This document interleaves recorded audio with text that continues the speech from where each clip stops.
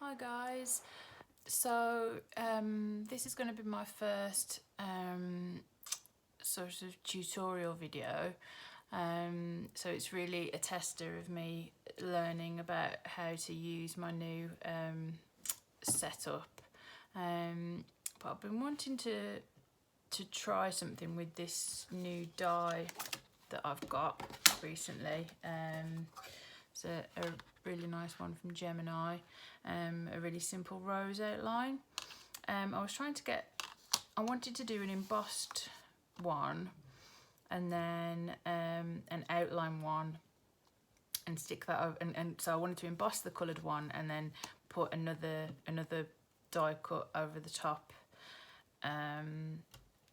to do the outline, but for some reason the machine that I've got a few machines, but the machine that I was using and trying to emboss didn't work, so I've ended up with two white die cuts, which wasn't my intention, but hey, you know, I'm thinking of another idea. So I'm thinking of sticking this down, colouring it in, and then sticking this one over the top.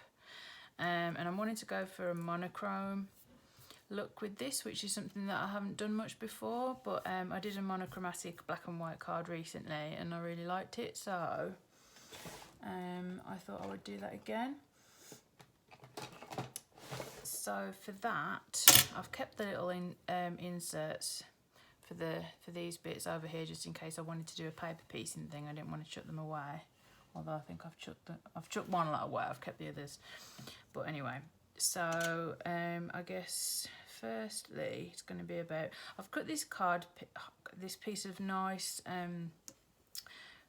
Bristol smooth card. I've cut it down to 4.5 by 6.5 inches, so it'll go in a 5x7 card, because I thought that was a nice size for this die.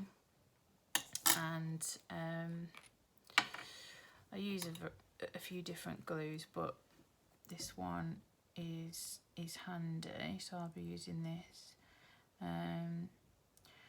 You know, there's lots of different ways to apply adhesive to fiddly little die cuts like this. I've seen other people put a load of glue on their hand and then like dab the glue into that. I've seen people do the same way that I'm doing, sort of just adding it as carefully and gently as they can with a fine nibbed bottle, and then dabbing off the excess on their hand, which I think is what I'm going to be doing. With a good strong glue, you don't need lashings and lashings of it anyway, you just need it to be stuck down. And obviously, because I'm going to be colouring in the gaps with an alcohol marker, I don't really want too much glue around, seeping around the edges, because that might hinder the way the marker lays down. Trying not to keep in shot and not get my head in shot, but apologies if it does. Possibly not the best video to have tried for my first one, because this would be the kind of thing that you would speed through, because it's not really that interesting watching someone apply glue, unless you're like me and you find it quite relaxing just sort of watching something, and maybe, you know, you're extremely new, you haven't tried much in the way of card making or papercraft before, and maybe you don't mind and just enjoy listening to me rambling away. Who knows? Let me know in the comments below. All feedback gratefully received. But keep it nice, folks. You know, I am new. This is a new thing for me, and one of the things about me is I'm all about kindness and compassion, and don't want no nastiness or haters. So should I say constructive feedback? Welcome, please. Otherwise, scroll on by, and I will be using the block feature. So, sugar puffs. like to use these tweezers, the self-gripping tweezers, because they're really good to help place things. You don't have to keep it squeezed. So lay that down, see what happens. Seems quite nice. Can't see any. Seems like it's adhered quite nicely. I see a few. I've got a dedicated. You'll see I've got a nice posh poker tool here, the Tim Holtz one, but I've got my original poker tool, which I tend to reserve for this particular job of removing errant bits of glue. I don't know, well, you can see that, but I've got this habit of sort of, even though I use glue that dries clear so you won't see it, I am a bit particular, and I like to sort of remove any errant bits of glue that I see that are quite obvious. And as I said, I don't really want any bits of glue affecting the lay down of the alcohol pen. So that's worked quite well, actually. Put those to one side. So in terms of alcohol pens, I really like Specrum Noir Tri-blend markers and Specrum Noir Illustrator markers, which are basically the same, but with tri-blends obviously you get 3 different ones. You can get them in bullet nib, which is this one, or you can get them in brush nib. I do prefer brush nib, but bullet nib or fine tip nib is good for when you're doing areas of detail like this, and it just so happens I've got this one handy, which has got a light, a medium and a dark in ice grey shades, which I think will be quite handy for this. And there's lots of different ways to colour with alcohol markers. The first thing I should say is always put something down to protect your surface. So I'm working on a glass mat, but still I don't really want alcohol markers to be getting on my glass mat. I want to try and protect it as much as I can. So I tend to roll my sleeves up when I am colouring.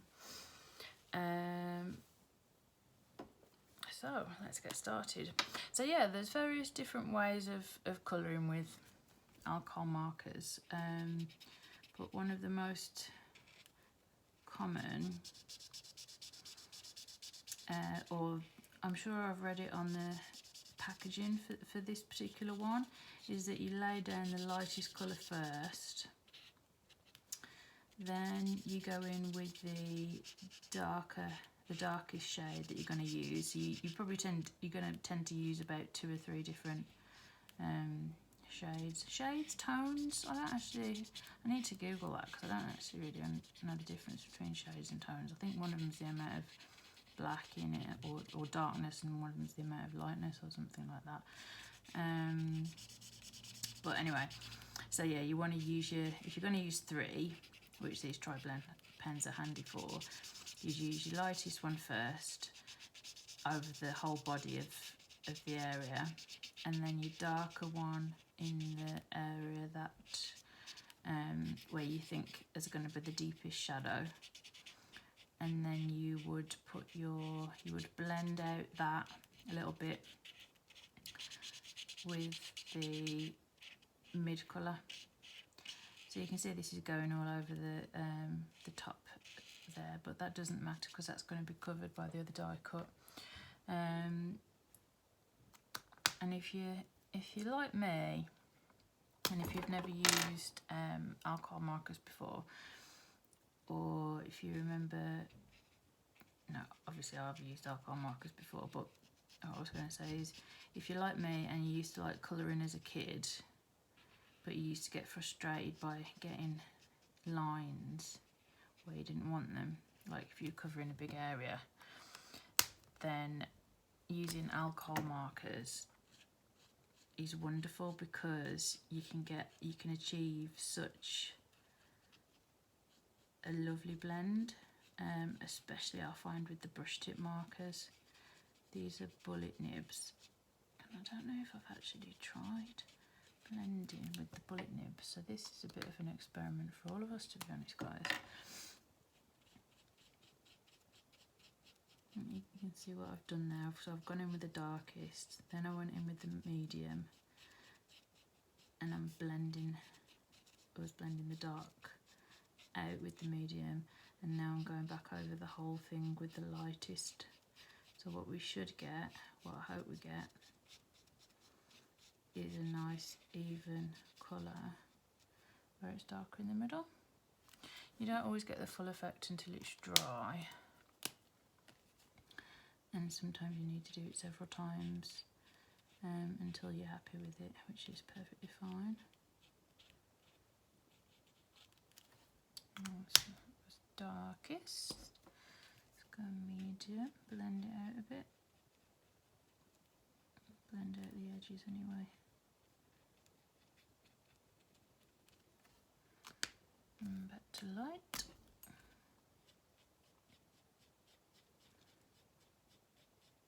Sometimes if I want to leave the edges really, really light, I won't blend all the way up to the edge. But I think because what I did with this one was I coloured a few petals. Obviously the ink's dry. I mean, with alcohol inks it dries really quick anyway, alcohol markers.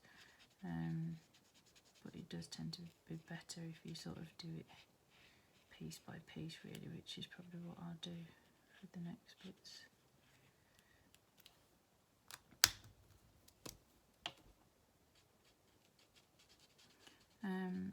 I'm not an artist. I did A-level art, only got a D. Apparently my work was better than that, but there wasn't enough of it. My art teacher told me. I think at that sort of age, 18, you know, if you're not focusing on things that I should have been focusing on, but hey ho. But the thing I love about crafting is that you don't have to be an artist. You know, it's card making and paper crafts, I think, is an art form, but you know, it's not as if I'm trying to do photorealism or anything like that. You know, I love seeing that. There's a girl whose name escapes me, who I follow on Facebook, who does these amazing realistic photos of pets, and they're wonderful. And as well as being really realistic, they actually manage to like capture like the sort of real essence of the pet, like the sparkle in their eye, and like you sort of can feel like you can see a part of their personality, even though you know you don't know this animal. You know, and I think that's amazing, but that's not something that I've ever been able to do, or really aspired or tried to do, to be honest. It's not really, you know, my area of interest, and if I'm not really interested in something, I don't really tend to give it much thought, to be honest. That being said, I do think it's good to try new things, or things that you haven't thought of before, and to step out of your comfort zone. Hence me setting up my own YouTube channel. You know, it's been something that I've been thinking of for a while, but sort of been put off by thinking, oh God, that's going to be a lot of work. You know, what does it involve? Are people even going to like my stuff? Is it, you know, am I going to get trolled or whatever? And I just thought, sod it. Let's give it a bash and see what happens. Especially because it's something that I value so much in terms of gaining inspiration and learning things. I've got numerous health problems. I've got a long-term health condition, and on top of that, at the beginning of 2020, the year of hell, the year of COVID, which we've now finally seen the back of, and there's light at the end of the tunnel, we hope. Well, anyway, at the end of 2019, for a big portion of 2020, I was quite ill. I developed some really quite worrying symptoms, and after it had been going on for a few days, went to see my GP, and they'd referred me to a specialist and stuff, but that was going to take months and months, and I was basically unable to function during this time, and which led to me being off work. And I had not long started a new job, and I just felt so awful that I was off work after starting this new job, and you know, sort of I felt like I was letting people down, and it was a really tough time, basically, is what I'm trying to say. But you know, because I've always been a creative person, and towards the end of mid to late 2019, I bought myself my first die cutting machine, and I started getting together bits and pieces to start to get into card making, which I'd wanted to do for ages. It had a massive positive impact on my well-being. I did have some counselling sessions at the same time, which also helped massively. But yeah, I do tend to, I notice I'm talking about quite personal stuff, which I do tend to do actually. So, you know, probably if that puts you off, then, well, I don't know how much of that I'll be doing, but basically I just wanted to even get onto that subject. I was just trying to say that, yeah, for me, it's not about being an artist or being artistic. It's about the joy that I get from creating, and also sharing that with others. Obviously, with it being the 1st of January, we've just had Christmas, and I started making Christmas cards and stuff on my good days when I was feeling a bit better. The wrong colour again. Yeah, getting confused because I'm rambling too much. Anyway, on my better days, or it might take me a few days, but I would start making cards and gift boxes and things. And on my bad days, when I could barely function, I'd be watching YouTube videos. Lots and lots of. I discovered Jennifer Maguire, a really good, amazing card maker and paper crafter on YouTube, and also, just from what I can gather, just such a lovely person. And yeah, that's what I was going to say. So she talks a lot about card making being like a superpower. Like, we have the ability to bring others joy through making handmade homemade gifts and sharing them with others. And that really resonated with me, because, you know, I like to make people happy, and like, it's crappy times, and I know how much I've suffered, and I don't want other people to suffer. And you know, that's one of the reasons that I really think Jennifer Maguire is awesome. There's so many other awesome people as well, who, you know, and papercraft artists from the UK as well. There's lots that I follow from all over the world, actually. I like them all for different reasons, but yeah, that's one big thing that I did get from Jennifer, that, you know, she often talks about, is sharing handmade kindness, you know, and I really experienced that for myself over the Christmas period, because I went from being a person that doesn't do Christmas cards, doesn't send Christmas cards, to actually, you know, I had this big stash of about 40 Christmas cards that I'd made, and a number of gift boxes and things that I'd made. I gave some to charity, and nearly all of them went. I gave the rest to friends and family, and they love them. And I had so many people saying to me, gosh, you made this, you know, you actually made this yourself. Like, God, you know, you put me to shame. Like, this is amazing.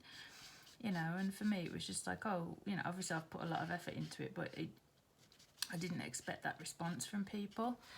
And it just felt lovely because, you know, like that I felt appreciated, and you know, that I had given people a gift that they could enjoy and treasure and maybe keep, you know.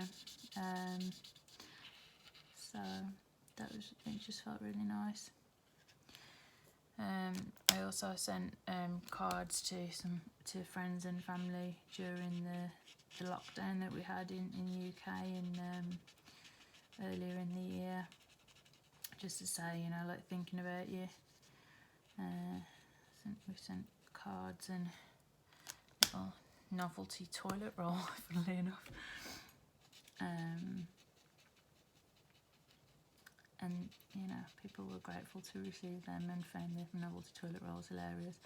If you're in the UK, I'm sure it was probably the same in other parts of the world, but people started hoarding toilet rolls. People get weird.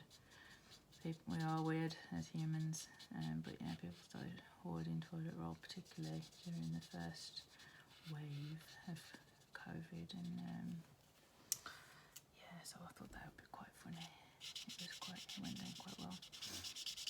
Anyway, so we're getting on pretty well with this rose. I'm quite pleased with the way it's coming along. I think I'm going to start to get darker more towards the middle, because I guess that's the way it would be in nature, you know, the closer you get to the middle. I mean, like I say, I'm not an artist. I haven't, like, you know, I think, like, technically you're meant to, like, figure out exactly where the light's coming from and all that kind of stuff, but that's not, I'm aware of that, but that's not my intention. That's not what I'm trying to do. I'm basically just trying to colour this so that it looks nice, and I don't want, you know, a really, really long video, although I've got a feeling this video is going to be pretty long anyway. But yeah, so this is a more inner petal, so I think this is going to be darker, so I'm going to put more dark pen here. And like I say, with alcohol pens you can go over them again and deepen the colours if you want to, if you need to.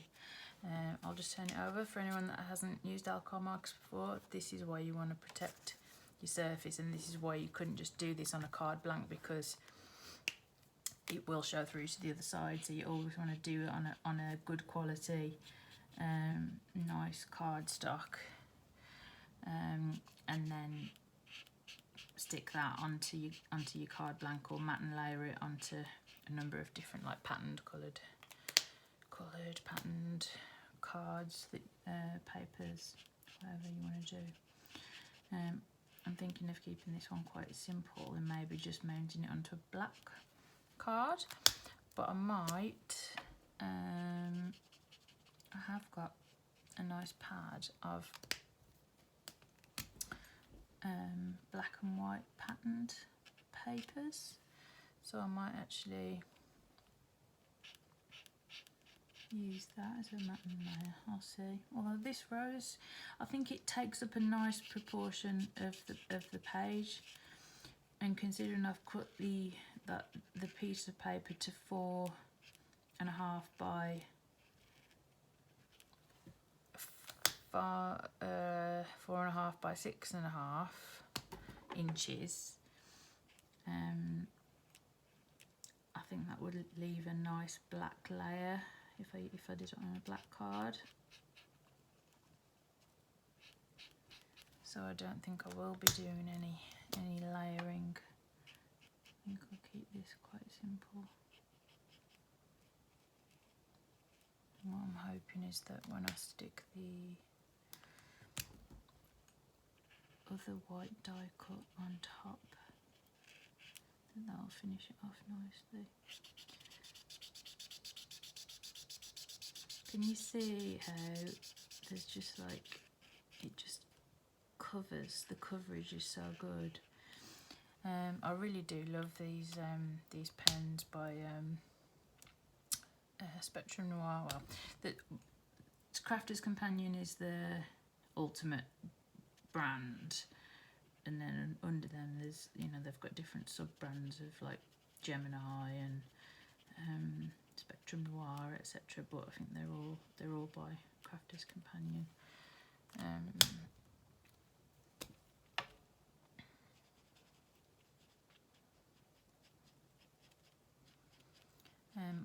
When I first started, I did buy some cheap alcohol markers from the internet. I got like, I think I got like 72 for about 20 quid or something, 25 quid. And they were great, they were fine. They were from China, and so some of the colour and some of the colours just didn't match what was on the lid, etc., which often they don't anyway. It's always a good idea to make colour swatches of any medium that you use in, like ink pads or pens or whatever, which I did. But you know, they were a good set, but I think I can't remember why now. I had sort of, what it was, they were one end was a thin end and one end was a bullet end, a chisel tip, sorry, and I really like using a brush. So one day I was like, oh gosh, why doesn't anyone just make a pen that's got a thin end and a brush nib? And I knew that Copics, which are sort of well known to be like one of the best sort of alcohol pens, like, or one of the best or whatever, but way out of my price range. I knew that they did, but then I stumbled upon Spectrum Noir Illustrator markers, so I bought myself, bagged myself a bit of a bargain getting a few of those to get started, and then as soon as I started with those, I was hooked basically. So I've been gradually collecting more of them. They had a really good sale on Crafter's Companion earlier in the year, so I bagged myself lots of ones that I didn't have, hence why I've got some bullet tip ones. When my preference for, because the tri-blends come in brushes as well, but I just got what I could really, because the bargains were such that you know, and it is useful because, you know, I mean, I could colour this with a brush nib, but it would be, I think it would be more difficult. Maybe not, but okay, probably would. I think this is turning out quite well actually. I'm quite pleased with this so far. I'm thinking about it. I don't know how long I've been going. Wow, like 28 minutes. So I might end up editing this down a bit. We'll see. We'll see. I think some people don't like long videos, but I actually quite like watching them. You know, especially if it's something that I'm interested in. But you know, if you already know a lot of what I'm talking about, and you know, sitting watching someone do something that you already know how to do, you know, you're probably not going to want to carry on watching it, are you? So I might do that. Medium. I'm just going to do all of this medium.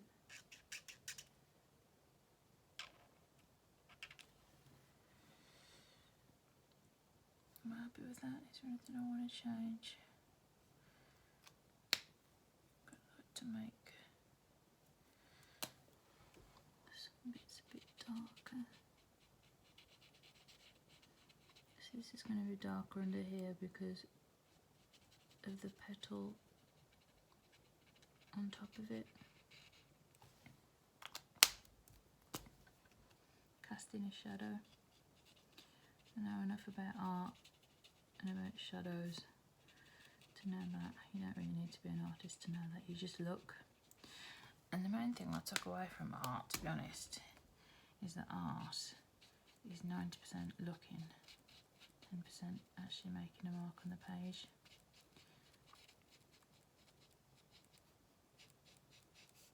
So you can see that obviously what I'm doing is you know, if you go by that definition anyway, it's not art because I'm just colouring. Right, I'll leave that for a minute because, as I said, it does sort of change colour. You have to wait till it's fully dry, basically, to see what it's going to look like. It's the lightest one. Where do I want my... I don't think it's going to be darkest. I think it's... Let's pick a side. Let's pick the right side. Make that a bit darker. And this is such a thin area. Let's blend that out a little bit and do a little wiggle.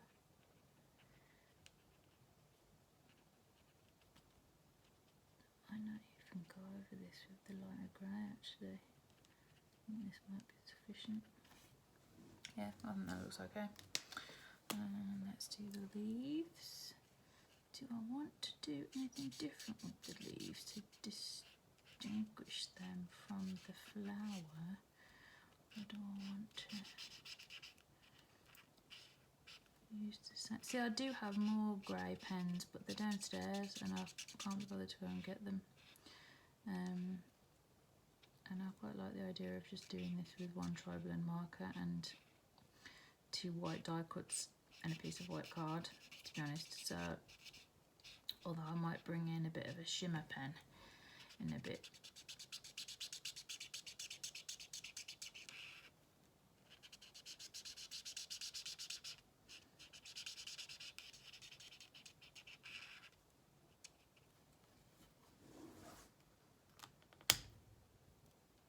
I think I'm still going to do the same.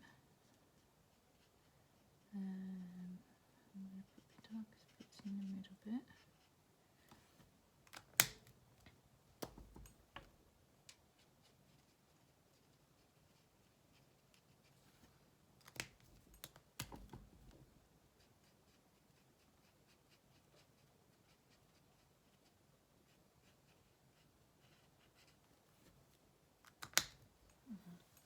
Came in the way. And no, don't.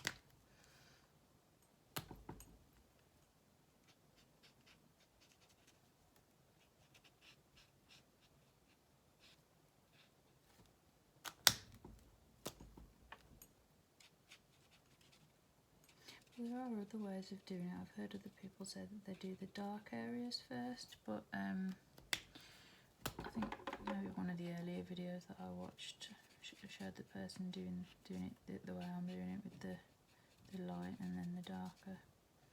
And that sort of worked for me, so I've kept up with that. I might try it another way sometime. So that petal that I went over again, see, that's looking a bit deeper. I think that's more the effect that I wanted to go for, so I think I am going to go over those petals again, or some of them anyway.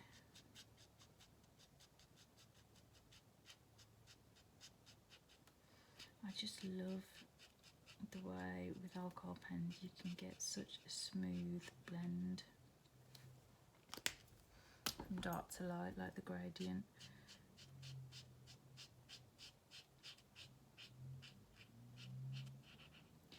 And I think also, like, if you are new to this, the best advice I can give is just play. Just enjoy yourself. Try not to be a perfectionist and just play. This is coming from a self-confessed perfectionist, but you know, it's meant to be fun. fun, relaxing.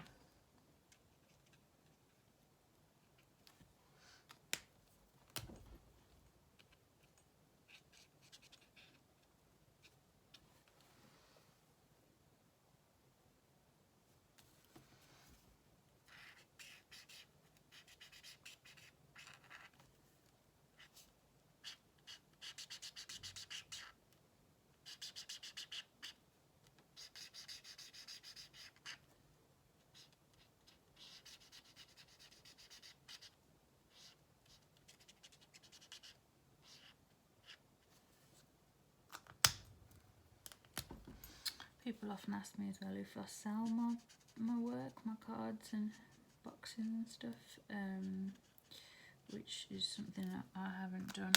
I have given them as gifts, and as I have donated them to charity, but I haven't sold anything. I don't have a shop or anything like that.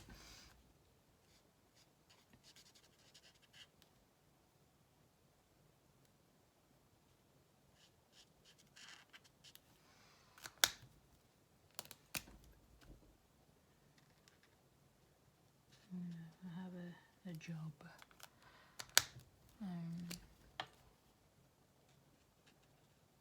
Doing the YouTube channel was something I wanted to explore really and see what happens, if anything.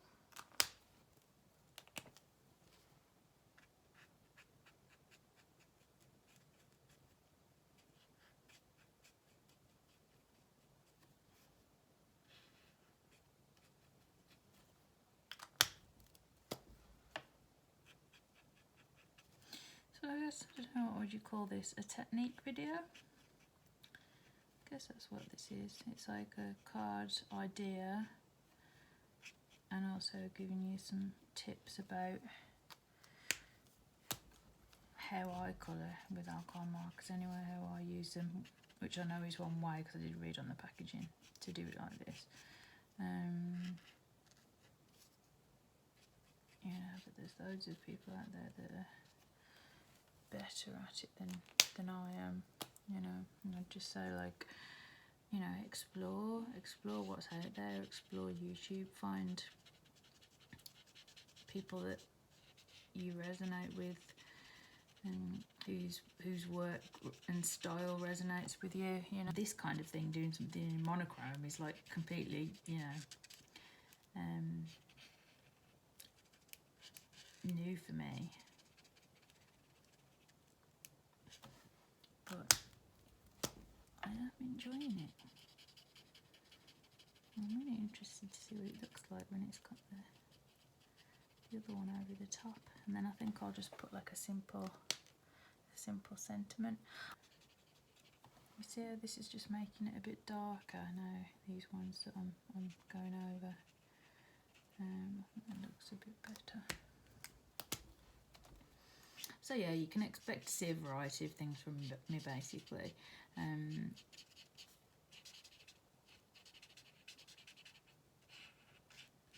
I'll try and put useful descriptions in the title.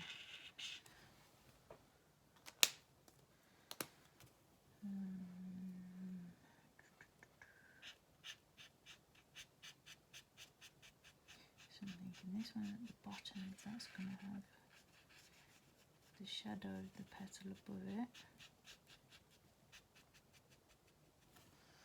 I don't know, I think I tend to sort of colour on instinct a bit really. I mean, I'm just sort of talking through what's in my head, but when I'm doing this, obviously this is like the first time I've ever done it on camera. It's like, normally I'm just purely focused on what it is that I'm doing. I'm not really thinking about anything. I'm just doing. I'm very in the moment, or mindful. It's been the buzzword of the last few years. You know, basically just bringing up your attention to what you're doing in the present moment and focusing on that and only that, which is really good for our well-being. And so I think that's probably one of the reasons why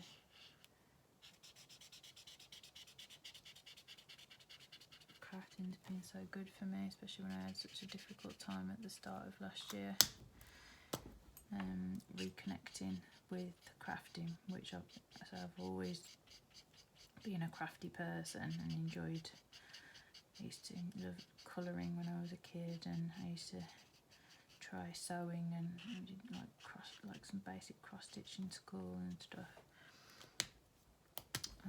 So I've always been very creative, like colours and patterns.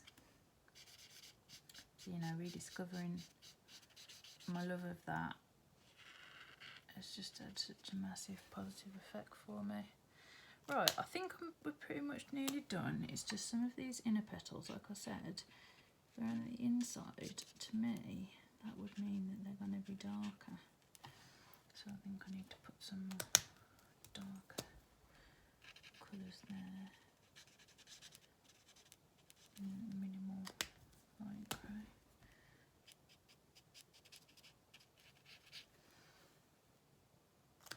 Maybe darken this. Oh, darken this one up a bit as well.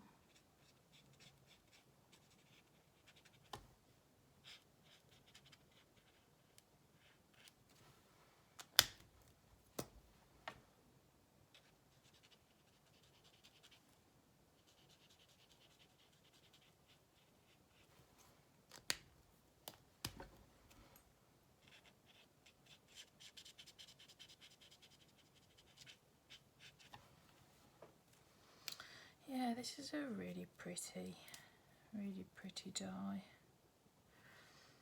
I declare that that is about done. So where is my other white die cut? It's on the floor. So if we lay that over the top of that,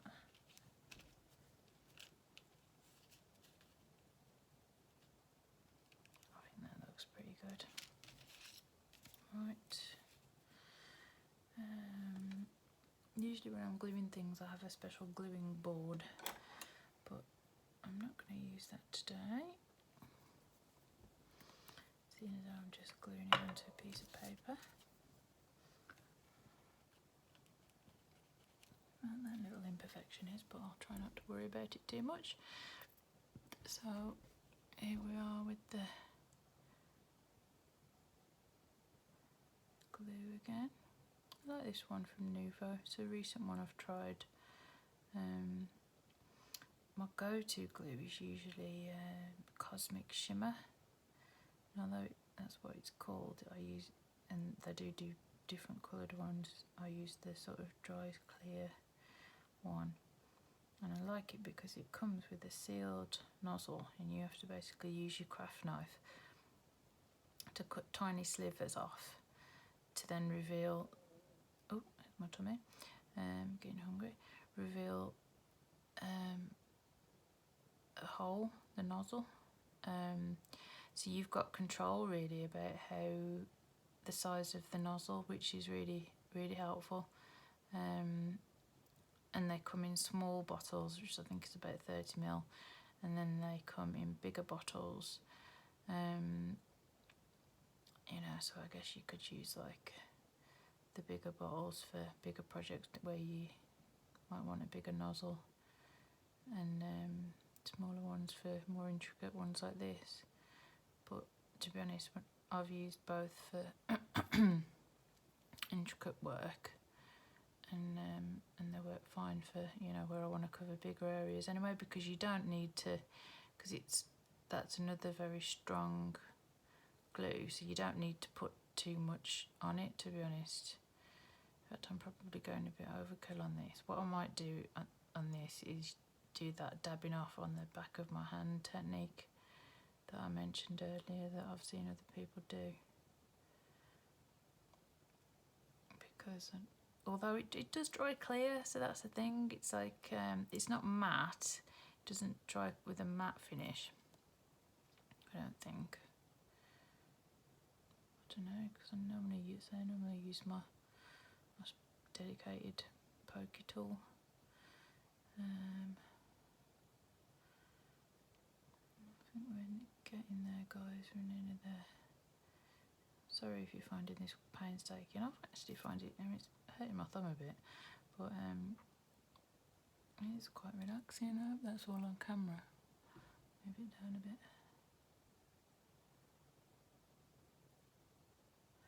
So I might edit some of this out. Might keep in parts, but edit some of it. We shall see. No right or wrong in crafting. Maybe there's right and wrongs in what you need to do on YouTube to get people to watch your videos though, but oh well, we shall see. I think that's going to be okay. I don't know why I've done it on that. Normally I line it up so that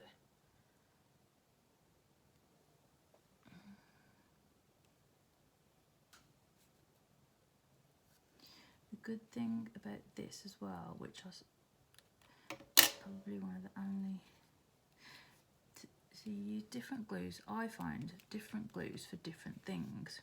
So I love Cosmic Shimmer because it's strong and it's very grabby. It grabs really quickly.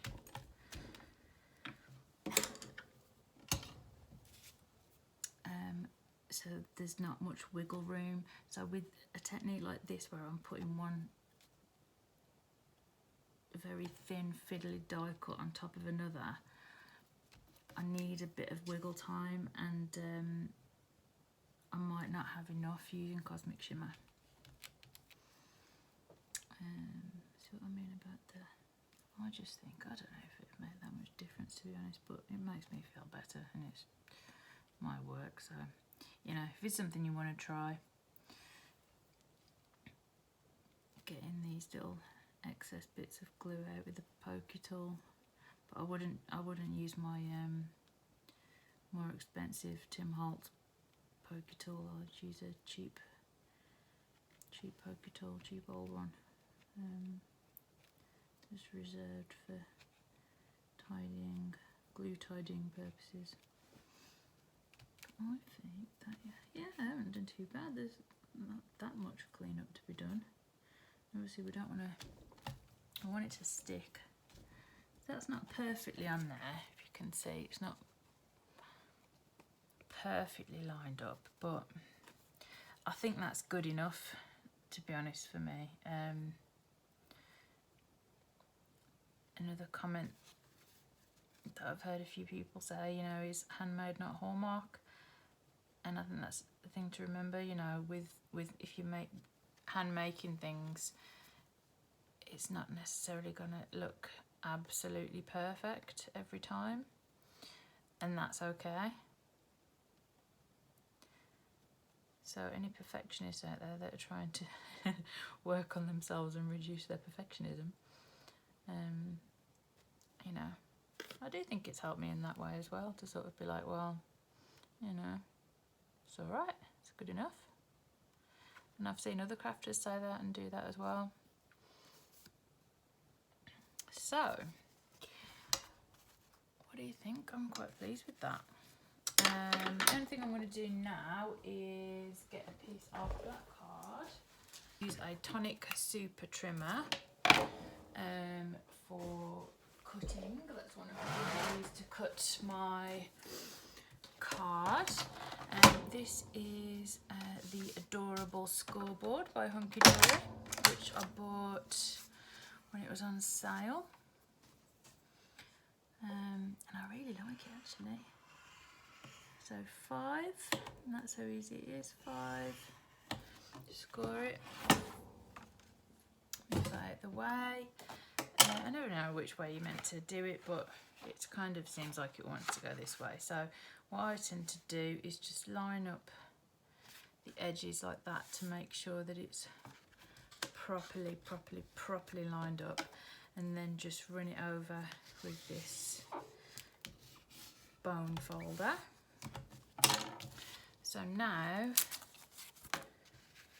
I can just pop that on there, and it leaves a sort of 1/4 inch border all the way around if I've done my measurements correctly, which looks about right. And then I personally find, I think I haven't found the glue that works for gluing something like this, like medium weight cardstock onto other cardstock without seeing bumpy lines behind the back of it.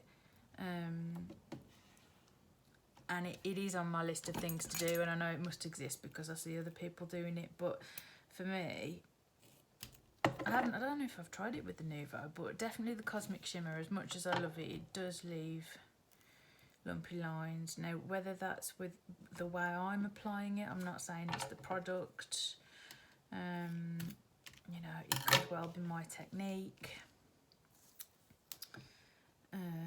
But basically, I found that using double-sided tape is the best way to, for me at the moment, and my sort of method of choice for adhering panels like this. If I was doing matting and layering and using various, like numerous layers, I probably would use glue.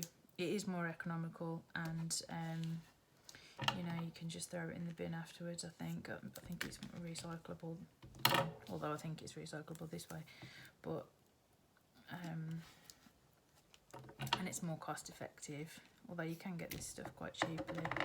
But the thing is, I don't think these peel off strips are recyclable, so they tend to go in the general waste, and it is something that I'm concerned about, and I try and play my part and do what I can. But for the moment, until I find glue that's not going to ruin my piece by leaving bumpy lines everywhere, I'm sort of sticking to this. This technique I saw Natasha Foote, who I think is from New Zealand. She's one of the YouTubers I follow, and I think it was her that I first saw doing this little tip with the way that I've put the tape. So first of all, you want to make sure your card blank's the right way round, and it sort of, and then just sort of hover it over. Now I can see from that it's not a perfect border, so I must have gone awry somewhere and messed up the whatchamacallit measurements, but it looks good enough. It looks good enough for me, which is good considering I would say I'm a bit of a perfectionist, so I tend to be a tidy crafter as well and get rid of stuff as soon as I don't need it. But yeah, I'm quite happy with that. If you ever find that sometimes with your cutting mat it leaves like it bends up the paper slightly, I find that a little roller like this is really useful just to get it flattened out.